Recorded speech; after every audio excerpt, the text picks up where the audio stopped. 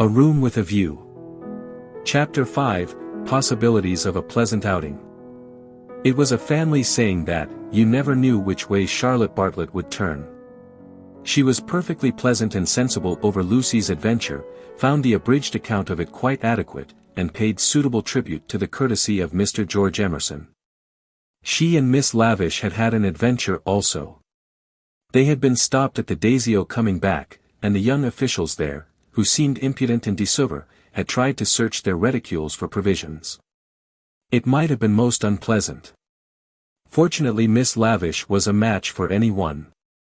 For good or for evil, Lucy was left to face her problem alone.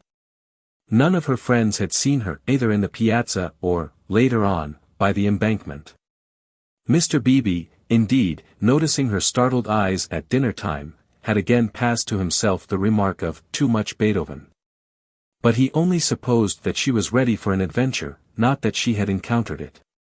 This solitude oppressed her. She was accustomed to have her thoughts confirmed by others or, at all events, contradicted. It was too dreadful not to know whether she was thinking right or wrong. At breakfast next morning she took decisive action. There were two plans between which she had to choose. Mr. Beebe was walking up to the Torre del Gallo with the Emersons and some American ladies. Would Miss Bartlett and Miss Honeychurch join the party? Charlotte declined for herself. She had been there in the rain the previous afternoon. But she thought it an admirable idea for Lucy, who hated shopping, changing money, fetching letters, and other irksome duties, all of which Miss Bartlett must accomplish this morning and could easily accomplish alone. "No, Charlotte," cried the girl, with real warmth. "It's very kind of Mr. Beebe, but I am certainly coming with you. I had much rather." "Very well, dear," said Miss Bartlett, with a faint flush of pleasure that called forth a deep flush of shame on the cheeks of Lucy. How abominably she behaved to Charlotte, now as always. But now she should alter. All morning she would be really nice to her. She slipped her arm into her cousin's, and they started off along the Lung Arno. The river was a lion that morning in strength, voice, and color. Miss Bartlett insisted on leaning over the parapet to look at it. She then made her usual remark, which was, "How I do wish Freddie and your mother could see this, too." Lucy fidgeted. It was tiresome of Charlotte to have stopped exactly where she did. "Look, Lucia. Oh, you are watching for the Torre del Gallo party. I feared you would repent you of your choice." Serious as the choice had been, Lucy did not repent. Yesterday had been a muddle, queer and odd, the kind of thing one could not write down easily on paper, but she had a feeling that Charlotte and her shopping were preferable to George Emerson and the summit of the Torre del Gallo. Since she could not unravel the tangle, she must take care not to re-enter it. She could protest sincerely against Miss Bartlett's insinuations. But though she had avoided the chief actor, the scenery unfortunately remained. Charlotte, with the complacency of fate, led her from the river to the Piazza Signoria. She could not have believed that stones, a loggia, a fountain, a palace tower, would have such significance. For a moment she understood the nature of ghosts. The exact site of the murder was occupied, not by a ghost, but by Miss Lavish, who had the morning newspaper in her hand. She hailed them briskly. The dreadful catastrophe of the previous day had given her an idea which she thought would work up into a book. "Oh, let me congratulate you," said Miss Bartlett. "After your despair of yesterday. What a fortunate thing. Aha! Miss Honeychurch, come you here, I am in luck. Now, you are to tell me absolutely everything that you saw from the beginning." Lucy poked at the ground with her parasol. "But perhaps you would rather not." "I'm sorry, if you could manage without it, I think I would rather not." The elder ladies exchanged glances, not of disapproval. It is suitable that a girl should feel deeply. "It is I who am sorry," said Miss Lavish. "Literary hacks are shameless creatures. I believe there's no secret of the human heart into which we wouldn't pry." She marched cheerfully to the fountain and back, and did a few calculations in realism. Then she said that she had been in the piazza since 8 o'clock collecting material. A good deal of it was unsuitable, but of course one always had to adapt. The two men had quarreled over a 5-franc note. For the 5-franc note she should substitute a young lady, which would raise the tone of the tragedy, and at the same time furnish an excellent plot. "What is the heroine's name?" asked Miss Bartlett. "Leonora," said Miss Lavish. Her own name was Eleanor. "I do hope she's nice." That desideratum would not be omitted. "And what is the plot?" "Love, murder, abduction, revenge," was the plot. But it all came while the fountain plashed to the satyrs in the morning sun. "I hope you will excuse me for boring on like this," Miss Lavish concluded. "It is so tempting to talk to really sympathetic people. Of course, this is the barest outline. There will be a deal of local coloring, descriptions of Florence and the neighborhood, and I shall also introduce some humorous characters. And let me give you all fair warning, I intend to be unmerciful to the British tourist." "Oh, you wicked woman," cried Miss Bartlett. "I am sure you are thinking of the Emersons." Miss Lavish gave a Machiavellian smile. "I confess that in Italy my sympathies are not with my own countrymen. It is the neglected Italians who attract me, and whose lives I am going to paint so far as I can. For I repeat and I insist, and I have always held most strongly, that a tragedy such as yesterday's is not the less tragic because it happened in humble life." There was a fitting silence when Miss Lavish had concluded. Then the cousins wished success to her labors, and walked slowly away across the square. "She is my idea of a really clever woman," said Miss Bartlett. That last remark struck me as so particularly true. "It should be a most pathetic novel." Lucy assented. At present her great aim was not to get put into it. Her perceptions this morning were curiously keen, and she believed that Miss Lavish had her on trial for an ingenue. "She is emancipated, but only in the very best sense of the word," continued Miss Bartlett slowly. "None but the superficial would be shocked at her. We had a long talk yesterday. She believes in justice and truth and human interest. She told me also that she has a high opinion of the destiny of woman, Mr. Eager." "Why, how nice. What a pleasant surprise." "Ah, not for me," said the chaplain blandly, "for I have been watching you and Miss Honeychurch for quite a little time." "We were chatting to Miss Lavish." His brow contracted. "So I saw." "Were you indeed? Andate via. Sono occupado." The last remark was made to a vendor of panoramic photographs who was approaching with a courteous smile. "I am about to venture a suggestion. Would you and Miss Honeychurch be disposed to join me in a drive some day this week, a drive in the hills? We might go up by Fiesole and back by Sedignano. There is a point on that road where we could get down and have an hour's ramble on the hillside. The view thence of Florence is most beautiful, far better than the hackneyed view of Fiesole. It is the view that Alessio Baldovinetti is fond of introducing into his pictures. That man had a decided feeling for landscape. Decidedly. But who looks at it today? Ah, the world is too much for us." Miss Bartlett had not heard of Alessio Baldovinetti, but she knew that Mr. Eager was no commonplace chaplain. He was a member of the residential colony who had made Florence their home. He knew the people who never walked about with Baedekers, who had learnt to take a siesta after lunch, who took drives the pension tourists had never heard of, and saw by private influence galleries which were closed to them. Living in delicate seclusion, some in furnished flats, others in Renaissance villas on Fiesole's slope, they read, wrote, studied, and exchanged ideas, thus attaining to that intimate knowledge, or rather perception, of Florence which is denied to all who carry in their pockets the coupons of Cook. Therefore an invitation from the chaplain was something to be proud of. Between the two sections of his flock he was often the only link, and it was his avowed custom to select those of his migratory sheep who seemed worthy, and give them a few hours in the pastures of the permanent. Tea at a Renaissance villa? Nothing had been said about it yet. But if it did come to that, how Lucy would enjoy it. A few days ago and Lucy would have felt the same. But the joys of life were grouping themselves anew. A drive in the hills with Mr. Eager and Miss Bartlett, even if culminating in a residential tea party, was no longer the greatest of them. She echoed the raptures of Charlotte somewhat faintly. Only when she heard that Mr. Beebe was also coming did her thanks become more sincere. "So we shall be a party, Carrie," said the chaplain. "In these days of toil and tumult one has great needs of the country and its message of purity. Andate via. Andate presto, presto.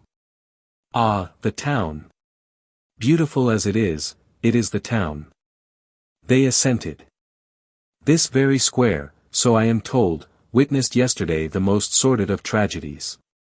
To one who loves the Florence of Dante and Savonarola there is something portentous in such desecration, portentous and humiliating."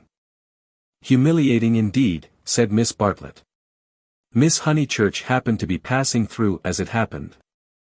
She can hardly bear to speak of it." She glanced at Lucy proudly. "And how came we to have you here?" asked the chaplain paternally. Miss Bartlett's recent liberalism oozed away at the question. "Do not blame her, please, Mr. Eager.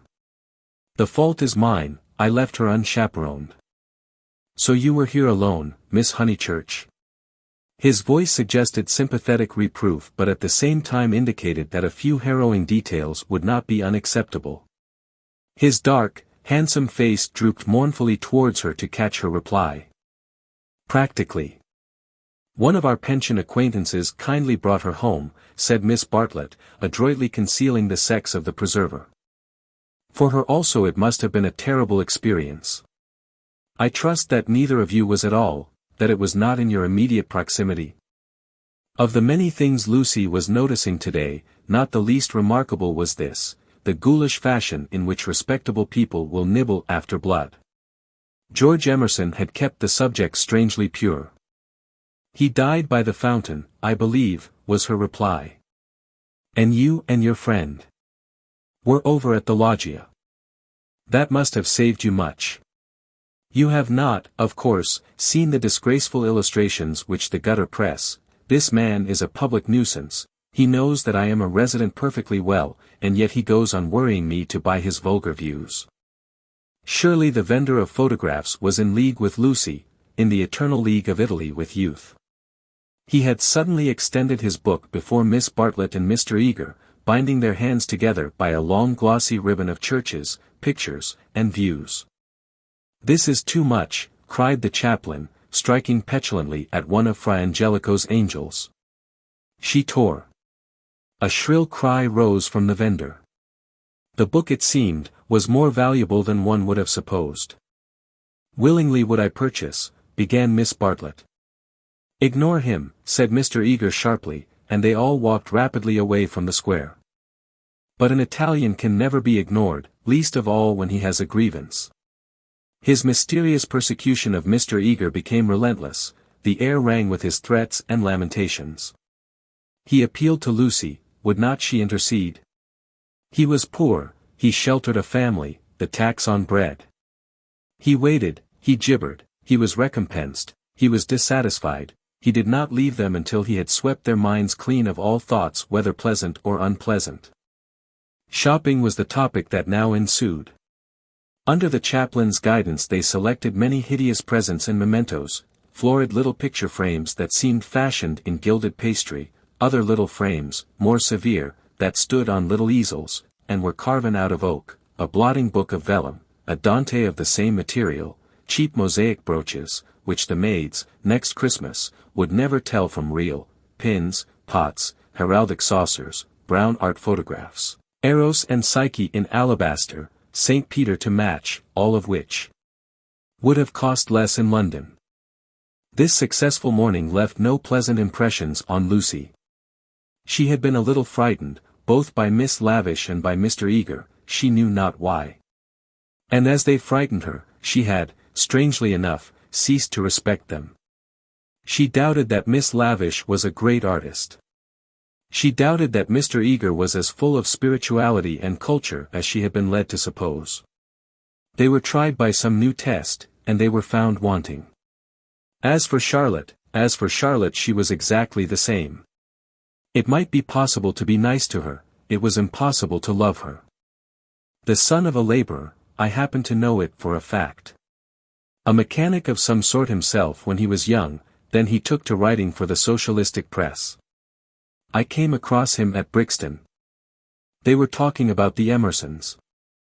How wonderfully people rise in these days, sighed Miss Bartlett, fingering a model of the Leaning Tower of Pisa. Generally, replied Mr. Eager, one has only sympathy for their success. The desire for education and for social advance, in these things there is something not wholly vile. There are some working men whom one would be very willing to see out here in Florence, little as they would make of it. Is he a journalist now? Miss Bartlett asked. He is not, he made an advantageous marriage. He uttered this remark with a voice full of meaning, and ended with a sigh. Oh, so he has a wife. Dead, Miss Bartlett, dead. I wonder, yes, I wonder how he has the effrontery to look me in the face, to dare to claim acquaintance with me. He was in my London parish long ago.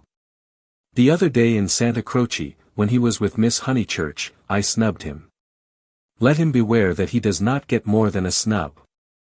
What? Cried Lucy, flushing. Exposure, hissed Mr. Eager. He tried to change the subject, but in scoring a dramatic point he had interested his audience more than he had intended. Miss Bartlett was full of very natural curiosity. Lucy, though she wished never to see the Emersons again, was not disposed to condemn them on a single word. Do you mean, she asked, that he is an irreligious man? We know that already. Lucy, dear, said Miss Bartlett, gently reproving her cousin's penetration. I should be astonished if you knew all. The boy, an innocent child at the time, I will exclude. God knows what his education and his inherited qualities may have made him. Perhaps, said Miss Bartlett, it is something that we had better not hear. To speak plainly, said Mr. Eager, it is. I will say no more. For the first time Lucy's rebellious thoughts swept out in words, for the first time in her life. You have said very little. It was my intention to say very little, was his frigid reply. He gazed indignantly at the girl, who met him with equal indignation. She turned towards him from the shop counter, her breast heaved quickly. He observed her brow, and the sudden strength of her lips. It was intolerable that she should disbelieve him. Murder, if you want to know, he cried angrily. That man murdered his wife. How? She retorted. To all intents and purposes he murdered her. That day in Santa Croce, did they say anything against me? Not a word, Mr. Eager, not a single word. Oh, I thought they had been libeling me to you. But I suppose it is only their personal charms that makes you defend them. I'm not defending them, said Lucy, losing her courage and relapsing into the old chaotic methods. They're nothing to me. How could you think she was defending them, said Miss Bartlett, much discomfited by the unpleasant scene. The shopman was possibly listening. She will find it difficult. For that man has murdered his wife in the sight of God. The addition of God was striking. But the chaplain was really trying to qualify a rash remark. A silence followed which might have been impressive, but was merely awkward. Then Miss Bartlett hastily purchased the Leaning Tower, and led the way into the street. I must be going, said he, shutting his eyes and taking out his watch. Miss Bartlett thanked him for his kindness, and spoke with enthusiasm of the approaching drive. Drive? Oh, is our drive to come off? Lucy was recalled to her manners, and after a little exertion the complacency of Mr. Eager was restored. Bother the drive, exclaimed the girl, as soon as he had departed. It is just the drive we had arranged with Mr. Beebe without any fuss at all. Why should he invite us in that absurd manner? We might as well invite him. We are each paying for ourselves. Miss Bartlett, who had intended to lament over the Emersons, was launched by this remark into unexpected thoughts. If that is so, dear, if the drive we and Mr. Beebe are going with Mr. Eager is really the same as the one we are going with Mr. Beebe, then I foresee a sad kettle of fish. How? Because Mr. Beebe has asked Eleanor Lavish to come, too. That will mean another carriage. Far worse. Mr. Eager does not like Eleanor. She knows it herself. The truth must be told, she is too unconventional for him. They were now in the newspaper room at the English Bank. Lucy stood by the central table, heedless of Punch and the Graphic, trying to answer, or at all events to formulate the questions rioting in her brain. The well-known world had broken up, and there emerged Florence, a magic city where people thought and did the most extraordinary things. Murder, accusations of murder, a lady clinging to one man and being rude to another, were these the daily incidents of her streets? Was there more in her frank beauty than met the eye, the power, perhaps, to evoke passions, good and bad, and to bring them speedily to a fulfillment? Happy Charlotte, who, though greatly troubled over things that did not matter, seemed oblivious to things that did, who could conjecture with admirable delicacy where things might lead to, but apparently lost sight of the goal as she approached it. Now she was crouching in the corner trying to extract a circular note from a kind of linen nosebag which hung in chaste concealment round her neck. She had been told that this was the only safe way to carry money in Italy, it must only be broached within the walls of the English Bank. As she groped she murmured, whether it is Mr. Beebe who forgot to tell Mr. Eager, or Mr. Eager who forgot when he told us, or whether they have decided to leave Eleanor out altogether, which they could scarcely do, but in any case we must be prepared. It is you they really want, I am only asked for appearances. You shall go with the two gentlemen, and I and Eleanor will follow behind. A one-horse carriage would do for us. Yet how difficult it is. It is indeed, replied the girl, with a gravity that sounded sympathetic. What do you think about it? Asked Miss Bartlett, flushed from the struggle, and buttoning up her dress. I don't know what I think, nor what I want. Oh, dear, Lucy. I do hope Florence isn't boring you. Speak the word, and, as you know, I would take you to the ends of the earth tomorrow. Thank you, Charlotte, said Lucy, and pondered over the offer. There were letters for her at the bureau, one from her brother, full of athletics and biology, one from her mother, delightful as only her mother's letters could be. She had read in it of the crocuses which had been bought for yellow and were coming up puce, of the new parlour-maid, who had watered the ferns with essence of lemonade, of the semi-detached cottages which were ruining Summer Street, and breaking the heart of Sir Harry Otway. She recalled the free, pleasant life of her home, where she was allowed to do everything, and where nothing ever happened to her. The road up through the pine woods, the clean drawing-room, the view over the Sussex Weald, all hung before her bright and distinct, but pathetic as the pictures in a gallery to which, after much experience, a traveller returns. And the news? Asked Miss Bartlett. Mrs. Vyse and her son have gone to Rome, said Lucy, giving the news that interested her least. Do you know the Vyses? Oh, not that way back. We can never have too much of the dear Piazza Signoria. They're nice people, the Vyses. So clever, my idea of what's really clever. Don't you long to be in Rome? I die for it. The Piazza Signoria is too stony to be brilliant. It has no grass, no flowers, no frescoes, no glittering walls of marble or comforting patches of ruddy brick.